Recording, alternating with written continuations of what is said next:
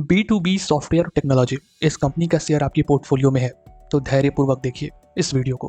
और अगर आप लेने की प्लानिंग में हैं तो मेरी बातों को पहले ध्यान से सुन लीजिएगा। मैं हूं विशाल राज ठाकुर और मेरा आप लोगों से कोई लाभ और हानि का रिश्ता नहीं है, भाईचारे का रिश्ता है, जिसके नाते ये वीडियो मैं आप लोगों के लिए रिकॉर्ड कर रहा हूँ। सबसे बड़ी चीज़ ये है कि इस कंपनी के भीतर सबसे खराब चीज़ कि किसी भी फंड हाउसेस के स्टेक नहीं है।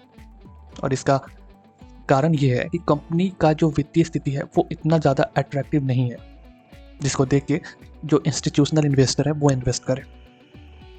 ना ही म्यूचुअल फंड के स्टेक है, ना ही डोमेस्टिक इंस्टीट्यूशन के स्टेक है और ना ही फॉरेन इंस्टीट्यूशंस के स्टेक है। चीज़ें असल में ये होती है ना कि जो भी इंस्टीट्यूशनल इन्वेस्टर्स होते हैं उनके पास सोर्सेज बहुत तगड़े होते हैं।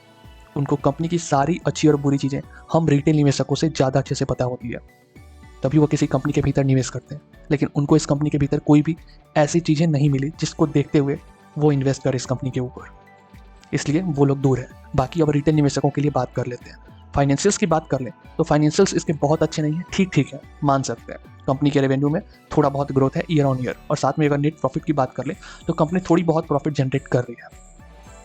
लेकिन इस कंपनी से अगर आप ये उम्मीद रखते हैं कि आपको मल्टी बैगर रिटर्न दे देगी तो ये ऐसा होने वाला नहीं है। बाकी जो इस कंपनी के शेयर को खरीद के फंसे हुए हैं उनके लिए यही उपाय है कि मोमेंटम देख के अपने शेयर से एग्जिट ले लें, वो ज़्यादा बेहतर है। निवेश के ख्याल से इस कंपनी के भीतर निवेश करने की गलती ना करें।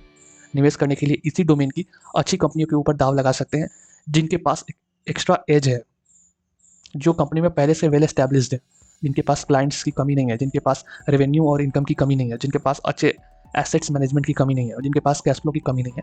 वैसी कंपनी के ऊपर अगर आप निवेश करते हैं तो आपको बेहतर रिटर्न फ्यूचर में मिल जाएगा। कंपनी की बात कर लें, इसकी अच्छी कॉम्पिटिटर कंपनियां कौन कौन सी हैं, तो बहुत सारी कंपनियां हैं। TCS और विप्रो जैसी कंपनियां बड़ी कंपनियां हो ही गई। परसिस्टेंस से लेकर L&T technology, Oracle financial services software जो कंपनियां हैं, ये सब कंपनीज की कॉम्पिटिटर है।